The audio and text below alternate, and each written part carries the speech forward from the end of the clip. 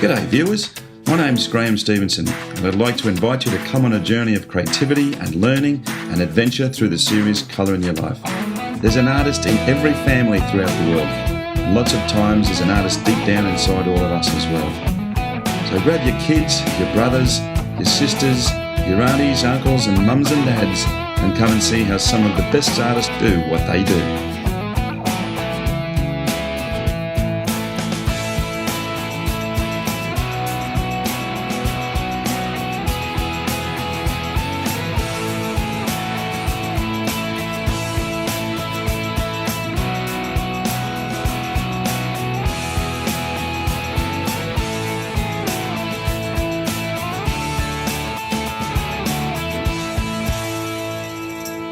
We're in the beautiful North Island of New Zealand for this show to see an amazing artist, so come along and enjoy the incredible talent that New Zealand has to offer. Well, g'day viewers and welcome back to Colour in Your Life. Well, we're in Auckland today. Very talented man, Mr. Craig Primrose. Hi Graham. How are you, pal? Welcome to the studio. Thank you very much. This is your pre-drafting studio, isn't it? It is, yes, it is the pre-drafting studio. We've got to sort of stay in there and he does all of his pre-sketches within this area, but talk about a famous guy. This man, they fly him all over the world to do commissions in various countries with portraits, horses. Now, generally I sort of reel this stuff off pretty quickly, but I've got to go through a list of people that this man's painted. It's unreal. Andre Agassi, yeah. Pete Sampras, Pelé. You're the artist for the All Blacks as well. Well, I was a number of years ago, but I don't hold that rank anymore. But you're called the People's Artist in New Zealand, Correct. aren't you? Yeah. It's amazing. The artist for the America's Cup yachting. Yes. God. Colin Meads, All Blacks again. Yes. Sir Peter Blake, Pat Rafter, Jack Nicholas, and Sir Elton John. Yeah. You've painted all these people, but the one that I think that stands out to me, which is probably the most iconic hero that New Zealand's got. Sir Edmund Hillary. Sir Edmund Hillary. They're just amazing, and you've really got to have a very close relationship with him, didn't you? Very close. He was a good mentor. Yeah.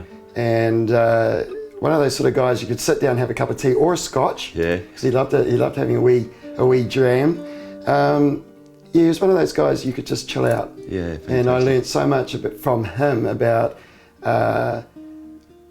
not only Everest, but you know, you've got a pinnacle to climb. Yeah. No matter what career you've chosen. Yes. And you just stick at it. Well, you've become one of the best in the country without a doubt. And you know, without a doubt, a lot of people throughout the world know who Craig is and obviously commission him to do works as well. But you originally came from an advertising background. Yeah, I did. Yeah, and obviously when the computers came in, it's sort of like, you know, what do we do now? But yeah, you had destitute, I was destitute. Yeah, literally, it's sort of like, where do we go? But became an incredibly successful artist, and you can actually just see some of the pieces behind us, which are just a magnificent skill that you've got. But we'll be seeing a lot of Craig's work as we go through the show, and you are going to be astounded at the talent that this guy's got. Oh, you're very kind. Oh, no, it really is incredible. But today, we're just going to be working on, seeing we're in the drafting room, we're going to be working on some draft sketches for some of your iconic landscapes. Yes. And I mean, you come to New Zealand, the country alone is just quite spectacular. It's stunning. And that's, the country is my office. Yeah, it's just amazing. We're very fortunate over here. Absolutely, you are. But we're going to start on a pencil sketch today. Yep. And then we're going to build that, and you've got some pre-prepared stuff that we're going to go through on how, and these trees for a start are fantastic looking trees. Got to be down the beach somewhere, is it? Yes, that's Muriwai Beach on the west coast of the North Island. Okay, it's just fantastic. But we're going to make a start on that and go through the process of how Craig puts some of these together. The thing is that we're not, generally you might be able to get through a painting in a show, but because Craig's work is so detailed and takes so long to do, he's graciously going to take us through some of his drafting processes to get to these really, really magnificent masterpieces. But we'll make a start on it. Sounds great, Graham. Let's go for it. Okay. Okay, Craig, well, you've got your sketch there. Now, as I said, these are draft sketches for some of the bigger paintings you do. Yes. But what are you doing with that sketch at the moment? Okay, well, this, as we mentioned earlier, this is up at Muriwai Beach, which is on the west coast of the North Island. And so what I've done up there, I did some initial drawings, and they've got these trees up there, Graham, that are so weather-bound. The winds are so strong that these trees grow at acute angles. And they're so incredible. Yeah. So they are quite an attraction for artists to try and capture them. Okay. So in this particular study that I've done, I wanted to bring in a human element. So I've decided to put a young woman with a flowing dress into the picture. And behind her, I've put in a road, or a small sort of release from the painting. Oh, okay. So she's sitting here, or standing here, I should say, walking to the viewer, and behind her I've got this well-worn sandy track. Okay. To me, you've got to have a release out of a painting, somewhere where you can go. Yes. So that's what I'm trying to get through to the viewer here. Okay. So I've now just working up a little bit more of a detail on how this model is going to look. We've got the sun coming over her right shoulder, which reflects also on the tree line. Okay. So, I mean, this is obviously about building good composition, isn't it? Absolutely. Yeah. Yeah. And you've got to think, how is the viewer going to look at the painting? And it's important that I can get that to the viewer. What is important for me to show the viewer in the painting? Okay, sure. Well, you look at your work in any sense, and you can see these absolutely magnificent, wandering, distant perspective landscapes that just, you're always wondering what's around the next corner. Exactly. It's amazing stuff, it really is. Yeah. And I guess in a way you're telling a story Yeah. to the person viewing the painting. And that's part of your philosophy within your work as well. Absolutely. What's your mission statement again about your work? Well, being the people's artist is really, we're all on this planet or Earth for 50, maybe 80, 90 years. Yeah. And each footstep that we do is part of our history. Yeah. And we walk the land, no matter what country we're in, but we're creating history. Yeah. And those footsteps are what I'm trying to put into the paintings. So from this sketch here, Yes. what you're going to make up some colour drafts? Yeah, what I'll For a do is larger say, this I hope will end up being quite a large painting. So what we're going to do very soon is I'm going to actually show you a working painting. Okay. Now these paintings are a lot smaller. Yep. And this is what I do in this room, is just start getting a feel for what I'm about to create. Yeah. And it starts here. That's fantastic. And it's just, the thing about Craig's work is that there really is a history of building the idea. It's not a matter of just sort of going in and saying, I'm going to splat some paint down, which a lot of the beginner artists sort of think, well, if I just start here, it'll work out. Yeah. It's studying the subject. Yeah. And it's Well, building. some artists that works really well. Yeah. But for me, I've just got to, I'm drawn into the painting.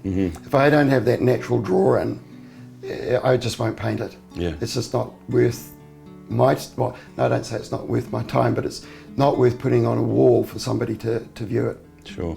Well, let's make a start on these paintings. Sure. We've got a few there that we're going to go through and draft up and just recreate this fantastic sketch here in another study. Okay. Before we even get to the bigger one. All right. Well, what we'll do now is we're going to put down the base background of the sky, and that will start formulating the colour.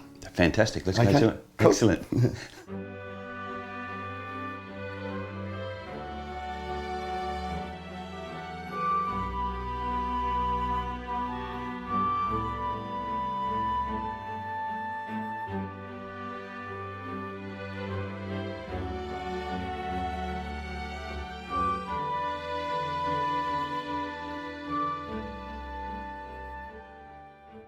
I can see that you're using schminky colours. Yeah. So, why do you use that particular paint? For a while, you go through the process early on in your career, and you do try out different products.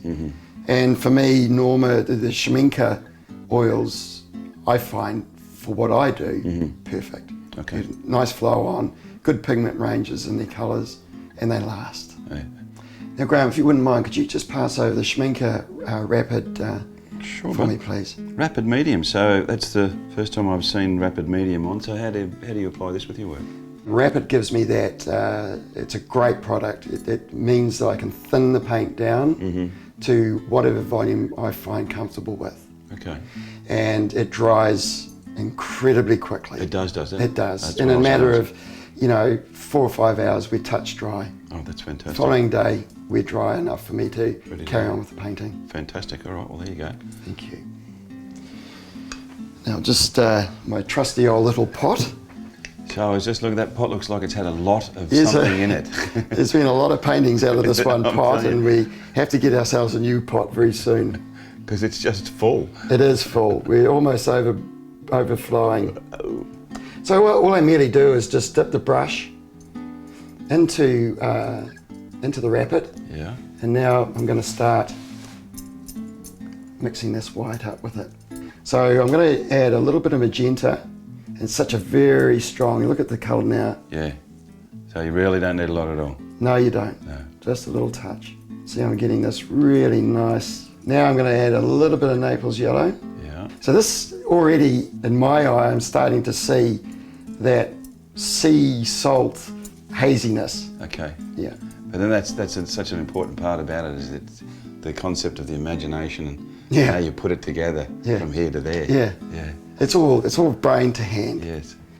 So we're going to go midstream with the painting. I hope you're not going to end up with spots on your Oh, you'll be right, man. on your fine My fine linen. your fine linen. Now this is actually quite thick, Yep. and I do this for a reason. It means then I can actually work the colours. Right, now I'm going to just start adding a little bit more of my Naples yellow, a little bit more of magenta. So I want to give it a little bit of colour, a little bit of strength. Just slowly building it up. Just slowly building it up. I don't know whether or not the viewers can see the change of the colour, but from where I'm standing and obviously where Graham's sitting, we're a little bit more aware of the subtleties that are coming through. And this is why it takes so long, because it is a lengthy process. I'm just going to start adding a little bit of sienna brown for the base of this. What I'm going to need to do here, Graham, now is just add a little bit of green. We only need a little bit of this. Chromium oxide or something. It is, yep, well spotted. One artist to another. There you go. You can see it's quite opaque, which is what I need at the moment. Gives it a good base. So once you've, built this draft up, this study up, Yes. do you just simply sit and look at it, or do you make notes and? No, Yeah. no, it's all instinct now. Yeah, okay. And trial and error, as I'm sure that you've gone through the same process, and artists that are watching this now would understand. Yeah. Now the job is to start putting the blue in. Okay. So I'm going to go for a very light blue. I'm going to mix it in with a little bit of the magenta Yeah. and the white that we mixed earlier. So we're going up from the top of the board. Nice long flowing strokes. Look at that. Now, because I created or mixed a lot of white in what I was doing earlier, it means then that this is going to blend. Okay. And obviously once you put the base white down, Yeah. it makes it so much easier. Oh yes, I mean, look at that. That's just flowing on beautifully. Oh, there's a great technique. Make sure you put your white down first. Yep. Now what I'm doing is feathering. Now feathering is a technique that has been around for centuries, and it's just you're just drying excess oil off your brush, and you are slowly, just ever so slightly touching your board. And what I'm doing is just mixing the paint, the top layer with the bottom layer. Yeah. I've travelled New Zealand, the whole breadth of it, from the South Island to the North Island. When I do travel, I'm probably away for a couple of months, just sourcing out new paintings, new subjects. I've been right down the bottom part of the South Island and camped and really got a feel for the area. One of my favourite areas down there is a place called the Matukituki, which is just sort of northwest of Wanaka. Yeah. Mount Aspiring is one of the most grandeur mountains down there, and the Matukituki sits at the base. So there's a lot of waterfalls, rivers, streams, you name it. For a traditional landscape artist, it's like paradise. Oh, absolutely. It's a magnificent area. And I've travelled down there, obviously, in the last time we were here, but the grandeur of the mountains and the beauty and the air itself, it's just fantastic. And even the light, when you get down there, It's so particularly. different to what it is up in the North Island. Yeah, it's amazing. You've been commissioned to do one of the big lodges down there. one stage as Yes, well, that's right. which turned out, I mean, you know, your work sells from $6,000 up to $100,000. You know, that's the calibre of artist you are. But you know, when people fly you down to these locations and you stay there and say, you know, paint this beauty for me, it's amazing. Yeah. It is. You got to pinch yourself. Yeah. I mean, I remember sitting down at the Matuki probably 8 years ago, and I was really engrossed in doing a painting on site, and I really pinched myself. I thought, this is my office. This is what I do for a living. Yeah. How fortunate can one human being be? Yeah. It really is. It's unique. Yeah, and art, and that's what art does. It basically feeds the soul. It does. Yeah. Yeah. Constantly. Yeah. Yeah. All right, bud. Well, this is actually just the lay down for the next stage, and obviously, Craig has put a couple of pieces together for us to be able to do this. So the next one is, because it takes a little bit of time to dry. This will take a good day for it to dry. So we're going to change this over with something that I worked on a couple of days ago. And there you go. You can actually see the scene starting to develop from the sketch to where it is now, and it's quite a simple technique, but it's just that you've really mastered the movement in these trees. I don't like stuff being too difficult. Sure. You know, because if it's too difficult, you lose that free flow. Yeah. You know, and the creativity from the brain to the hand. Okay. If you start, this is one thing, if I can tell your viewers or budding artists that don't overwork your paintings, and it's very easy to do it at times. Sure. You think, oh, I'm going to make it a bit better. I can make it a bit. What about if I do this? And unfortunately, when you start doing that, you overwork it, and you destroy something. You destroy that creative empowerment that you've chucked onto the linen. So put it down. If you think you're going to put something else in it, put it down. Walk away. Do something else. Sounds fantastic. Yeah. So simple is right. Simple is good. Keep it simple. Yeah, absolutely. So where do we go from here? Okay. So what I've done here, started to just rough in the tree line.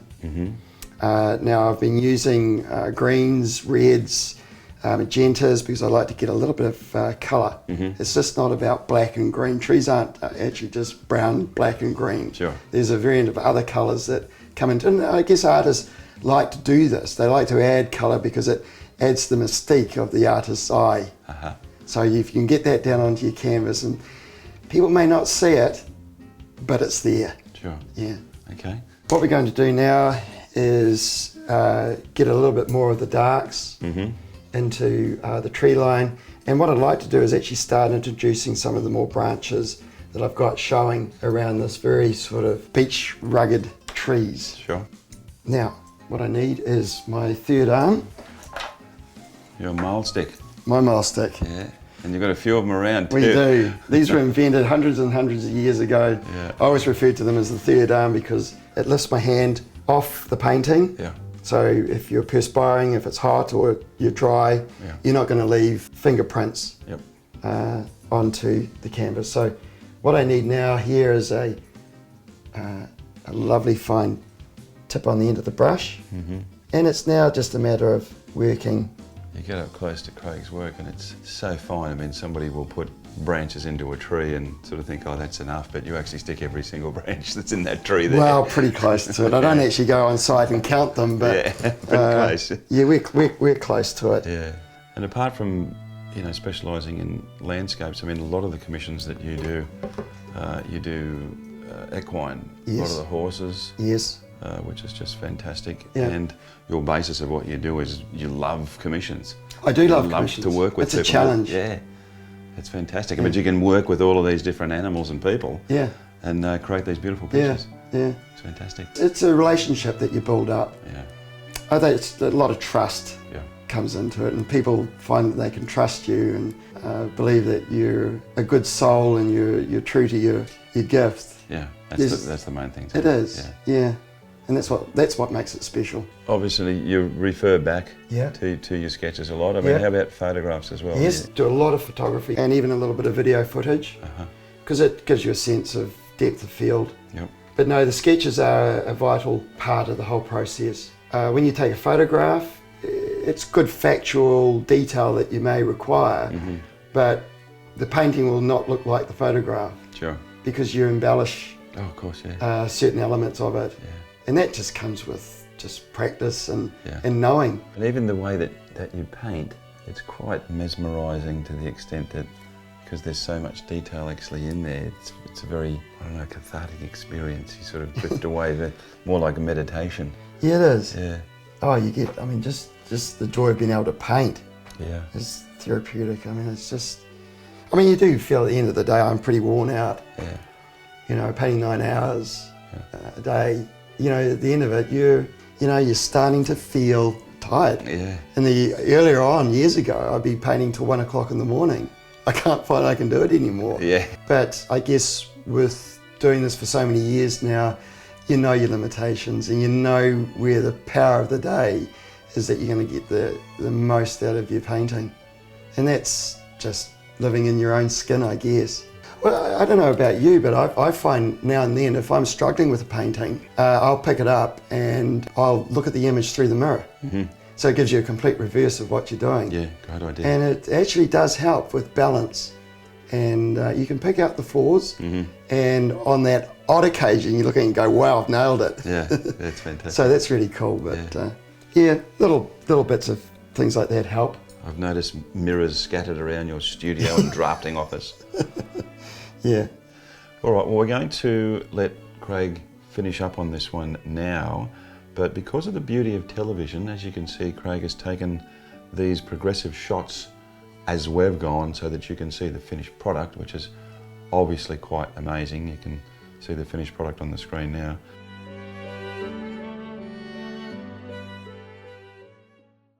Okay, viewers, another great day with a very talented man.